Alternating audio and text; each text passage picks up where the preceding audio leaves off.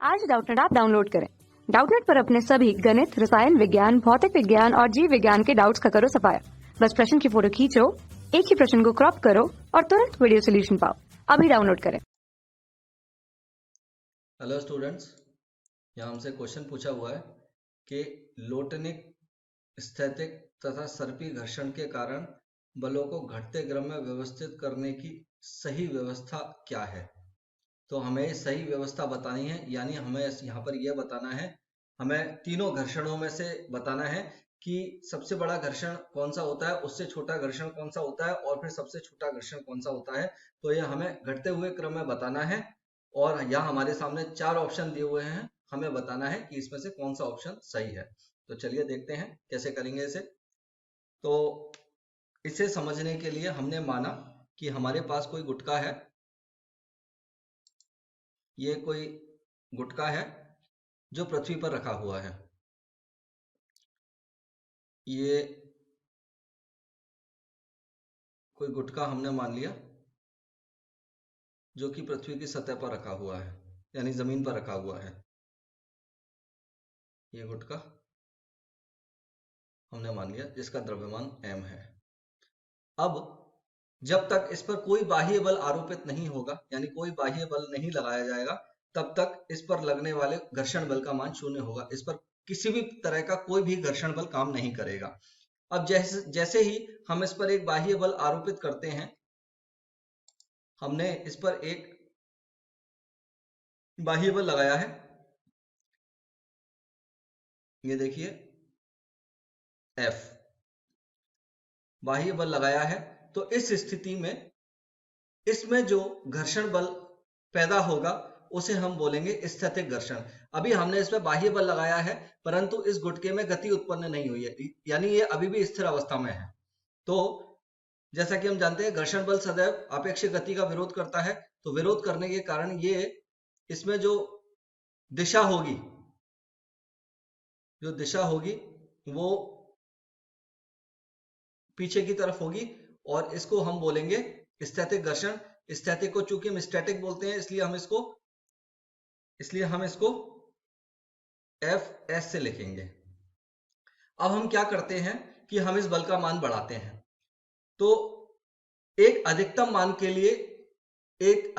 के लिए इसमें घर्षण बल का मान भी अधिकतम हो जाएगा, परंतु अभी भी इस स्थिति में इस गुटके में गति उत्पन्न नहीं होगी। इसके अधिकतम मान को हम बोलेंगे सीमांत घर्षण, Fs मैक्स। अब यहां मैं आपको एक बात बताना चाहता हूं बच्चों, बहुत इंपॉर्टेंट बात है कि ये जो स्थैतिक घर्षण होता है ये स्वतः समायोजित होता है, यानी ये अपने मान को अपने आप बदल लेता है, अपने आप एडजस्ट कर लेता है। कैसे करता है? सपोज करो, मानो हमने माना कि यहां पर जो आरोपित बल है उसका मान है 5 न्यूटन, यानी ये हमने 5 न्यूटन का बल इस गुटके पर लगाया है और इस द्रव्यमान के कारण इसमें जो घर्षण पैदा हुआ है वो 7 न्यूटन का है। तो ये 5 न्यूटन है और ये जो घर्षण बल है ये 7 न्यूटन का लगा है। तो स्वतः समायोजित करने लेने के कारण ये अपने मान को घटा के 5 न्यूटन पे कर लेगा, यानी ये सेल्फ एडजस्ट कर लिया इसने। तो ये इसने अपने आप को 5 न्यूटन पे कम कर लिया। अब इसी गुटके को हम दोबारा लेते हैं और अब इसमें बल का मान बढ़ाने के कारण इसमें गति उत्पन्न हो गई है। देखिए ये वही गुटका है और अब इसमें बल का मान बढ़ाने के कारण बल का मान बहुत अधिक बढ़ा दिया। हमने माना कि इसे हमने 10 न्यूटन कर दिया, 10 न्यूटन का बल है जिसके कारण अब इसमें गति उत्पन्न हो गई है। ये यहां पृथ्वी की सतह थी, यहां हम बनाना भूल गए, ये देखिए। तो अब इसमें गति उत्पन्न हुई, तो अब इस स्थिति में जो घर्षण बल लगेगा उसका मान होगा, उसे हम बोलेंगे गतिक घर्षण, और यह भी आपेक्षिक गति का विरोध करेगा इसलिए इसकी दिशा भी पीछे की ओर होगी और इसलिए हम इसको बोलेंगे Fk, यानी गतिक घर्षण, काइनेटिक फ्रिक्शन। ये जो गतिक घर्षण है इसका मान नियत होता है, यानी समय के साथ नहीं बदलता है। कैसे नहीं बदलेगा? ये इसके वेग पर निर्भर नहीं करेगा। ये गुटका चाहे जिस वेग से गति करे इसका मान नियत होगा। नियत होगा, परंतु स्थैतिक घर्षण से कुछ कम होगा, क्योंकि वस्तु जब गति करना प्रारंभ कर देती है तो जो घर्षण पैदा होता है यानी गतिक घर्षण, उसका मान कुछ कम हो जाता है।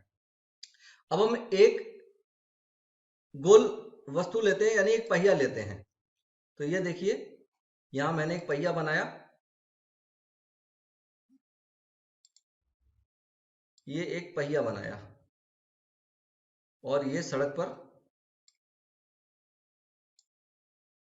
ये गोल पहिया है और ये सड़क पर चल रहा है। ये सड़क है और ये सड़क पर चल रहा है।